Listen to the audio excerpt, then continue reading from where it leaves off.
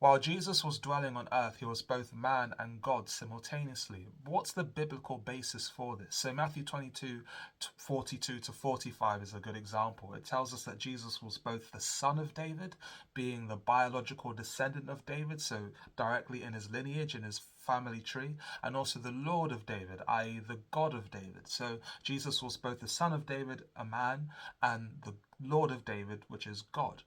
And what do we mean by the fact that Jesus is God? We're saying he's God the Son, who is God himself, not God the Father, so another person of God.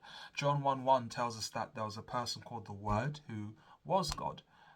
Then verse 14 tells us that the Word became flesh. So the Word, who was God, became a human being, i.e., with human flesh, and made his dwelling amongst us as human beings. And then John 1:18 tells us that the Word who became flesh and made his dwelling amongst us was Jesus himself. And Jesus is the Son of God and therefore God himself. So Jesus, while dwelling on earth, had flesh, was a man, but was also God himself. And we see in Matthew 17:2 that Jesus had been containing his deity, his glory.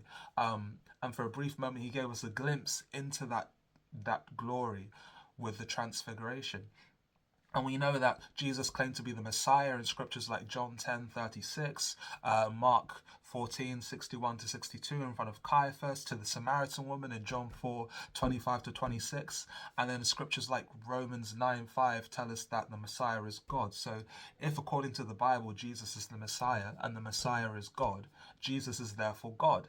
And we know that God himself also calls Jesus God. So God the Father says that Jesus is God. For instance, in Hebrews 1:8, when it says, the Father says about the Son, your throne, O God, will last forever and ever. So God the Father is saying that Jesus is God too. So all the biblical evidence points to the conclusion that Jesus was both man and God during his time on earth dwelling among us.